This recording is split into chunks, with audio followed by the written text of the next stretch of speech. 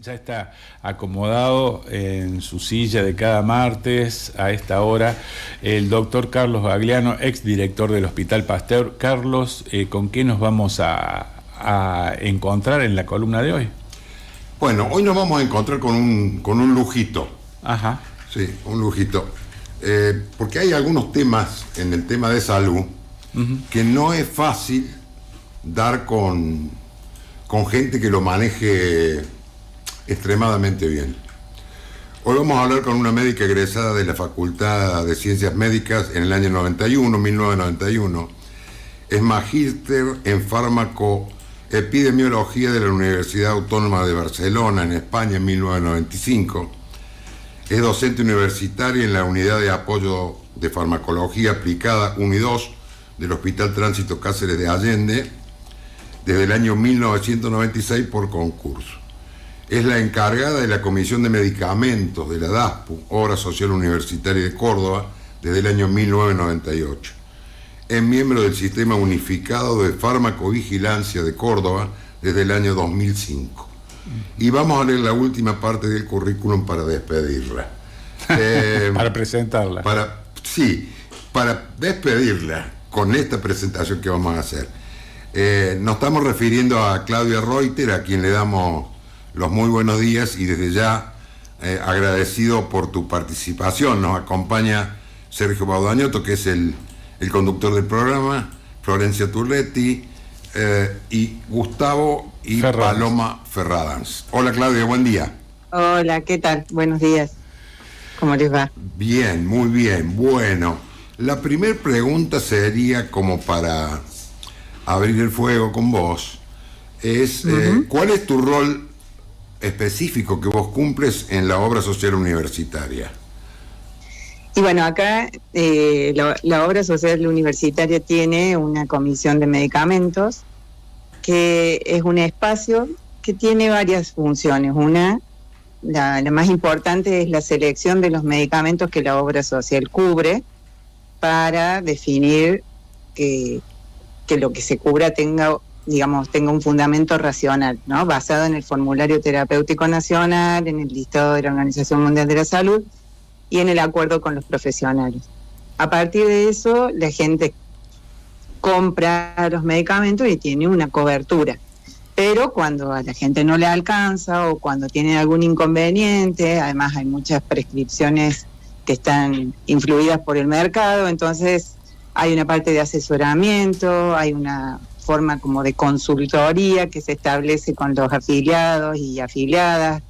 Hay mucha gente que son mayores de 60, 70, 80 años y tienen muchos inconvenientes de polimedicación, entonces se asesora en eso, interacciones de medicamentos, conveniencia para poder dejar medicamentos, o sea, consejos de desprescripción, que se llama, farmacovigilancia,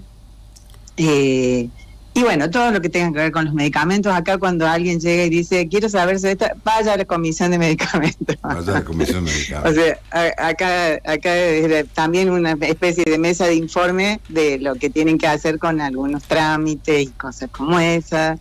Y bueno, y a la gente le hace falta hablar con gente, entonces en casi todas las instituciones los atiende un teléfono que es un robot o el bot ese que te aparece por el celular. Y bueno, y acá no, golpean la puerta y los atendemos. Entonces, bueno, es un espacio de mucho intercambio. Doctora, ¿qué pasa por la cabeza de alguien preparado como usted cuando se da una situación como la de un medicamento adulterado como o en mal estado como el caso del fentanilo y que se pasa todos los controles y que es suministrado a pacientes? ¿Qué es lo primero que le viene en mente? Bueno, nosotros cuando damos clases en la facultad y cuando nos han enseñado también a nosotros, hablamos de lo que es una cadena del medicamento, en la cual el medicamento es un eslaboncito chiquitito, pero está condicionado por un montón de otras cosas, como cualquier cadena. Todo empieza en lo que se aprueba y en lo que se registra, que en nuestro país es Ministerio de ANMAT, Y desde ahí en adelante hay un montón de controles y fiscalizaciones que hay que hacer sí o sí para que las cosas funcionen. Es como el control de tránsito, el control de los alimentos en las cadenas alimentarias, o sea, todas las cosas tienen su etiqueta, su necesidad de control, que eso se cumpla, y hay mucha necesidad de gente que se ocupe de eso, que esté formada para eso y que no sea corruptible, para que esas cosas puedan hacer el circuito correspondiente. Y para estas cosas siempre hay inspecciones. Entonces, ¿qué es lo que pasa con las inspecciones? ¿Será suficiente la cantidad de gente que está inspeccionando lo que pasa? El mercado no puede ser el que define lo que se le va a dar a un paciente en terapia intensiva. Uh-huh. No puede ser el mercado. Entonces, tiene que haber, sí, una producción que la hace, sí, la industria farmacéutica, pero tiene que haber un control y una fiscalización para saber qué es lo que llega a los pacientes o a quien lo necesita, de cualquier cosa, ¿no? Claudia, estoy hablando ahora de medicamentos. Sí. Sí. ¿Vos considerás que en los últimos 20 o 30 años, 20 años que vos estás trabajando, estos controles han sido eficientes en la Argentina? Siempre faltó gente. Yo me acuerdo desde el principio que nosotros estudiábamos el tema de cómo se fiscaliza, cómo se controla. Siempre decían que no era suficiente la cantidad de inspectores que salían de ANMAT a recorrer las fábricas, digamos, los laboratorios, los lugares a donde se hacen las cosas. Entonces, además de que puede haber fallas en el origen o en las órdenes que se les da o en las disposiciones o en que quizá no hay una suficiente conciencia de lo importante que es el Estado en el control de todo esto, también es necesario que eso tenga su fuente de financiación, o sea, que se garantice que haya inspectores suficientes para que si se detecta un problema se vuelva a ver si eso se corrigió, se revise la forma en la que se trabaja en las instituciones, porque ahora se ve la punta del iceberg, pero parece que la cosa fue mucho más compleja. Y entonces, ¿qué pasaba mientras tanto? Parece que algunos dicen que se les avisaba a estas empresas cuando venía gente de ANMAT a hacer las inspecciones. Entonces, ¿quién avisa? ¿Quién dice que va a ir un inspector? ¿Qué rol tiene el ANMAT cuando hay alguien que viene y le dice, che, te van a venir a investigar?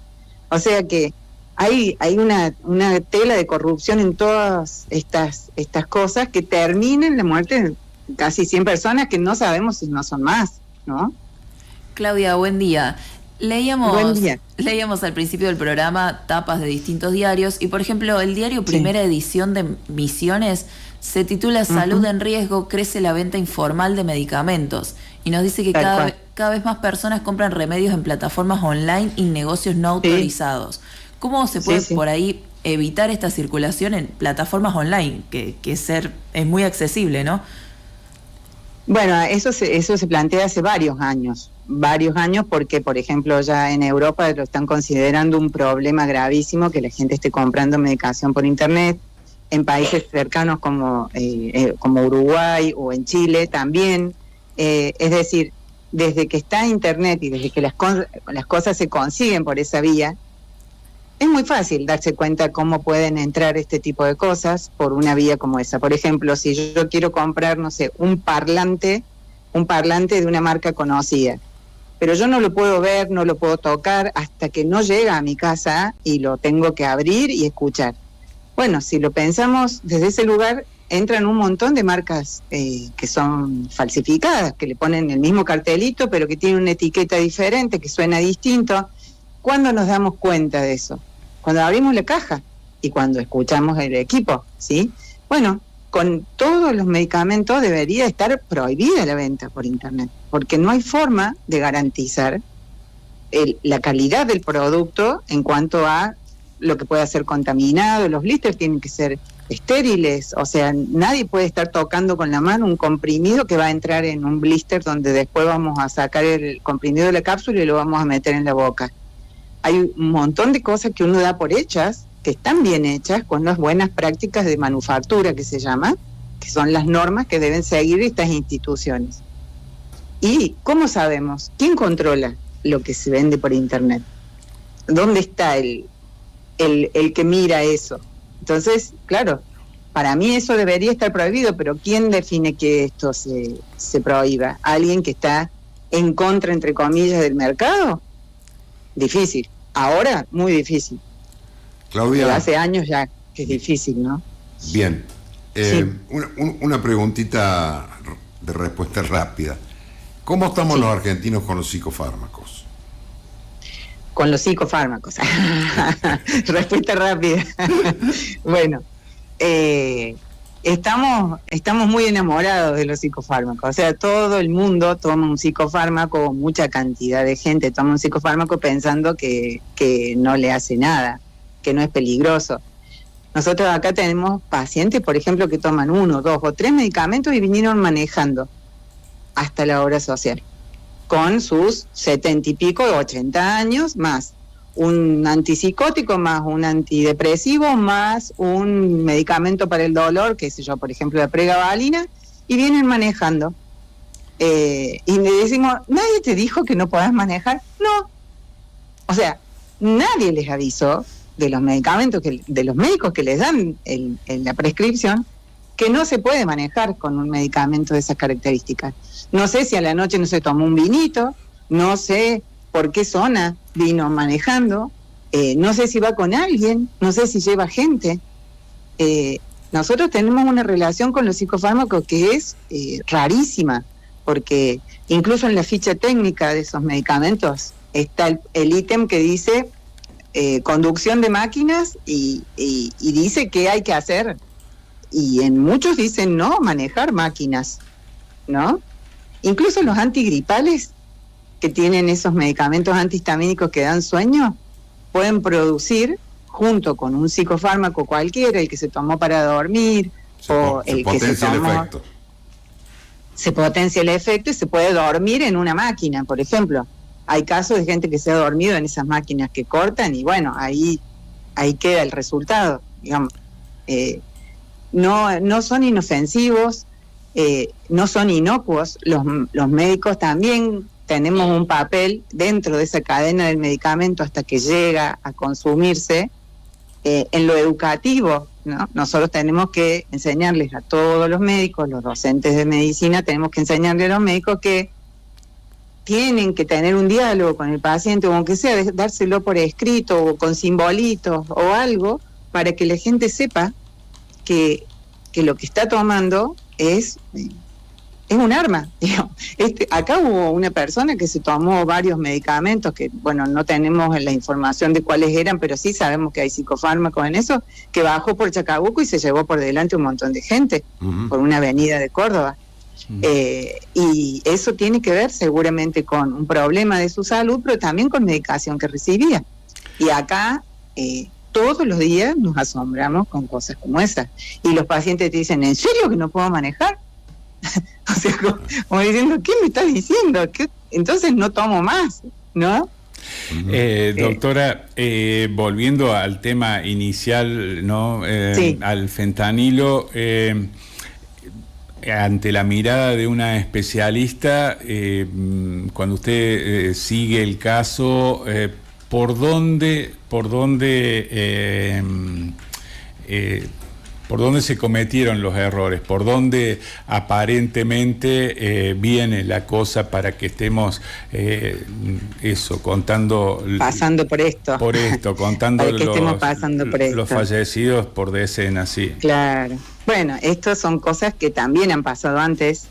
No sé si ustedes se acuerdan del propóleo, de aquellos caramelos que estaban contaminados con polietilenglicol o dietilenglicol, no me acuerdo cómo fue ese asunto. La cuestión es que desde ahí es donde surge la ANMAT, ¿no? Año 92, ¿no? Exactamente. Hay fallas que son lógicas, pero que justamente en esa falla es donde tiene que estar la inspección y la fiscalización. Pues la fiscalización es hacer que se cumplan normas, y hay normas de buenas prácticas de manufactura. Por lo tanto, cada empresa fabricante tiene que cumplir esas normas, y en caso de que no se cumplan, esa fábrica se cierra. Hay todo un mecanismo legal por el cual se cierra, pero se cierra, y si las cosas son graves, inmediatamente se cierra y se dan alertas para que se capturen para que se busquen los lotes, no se vendan, se guarden hasta que los pasan a buscar.